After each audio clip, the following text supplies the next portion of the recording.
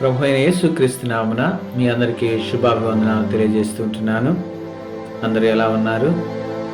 దేవుని యొక్క మహాకృపను బట్టి గత మాసమంతయు ఆయన రెక్కల నీడలో మనల్ని భద్రపరిచి కాపాడి మరొక మాసము అనగా సెప్టెంబర్ మాసము మన జీవితాలకు దేవుడు దయచేసినందుకు దేవునికి వందనస్తులమైంటున్నాము. ఈ నెల దేవుని యొక్క వాగ్దానము, నీవు చేయు ప్రయత్నములన్నిటిలో ఆయన నిన్ను ఆశీర్వదించును. ద్వితీయోపదేశకాండము 28వ అధ్యాయము 8వ వచనము.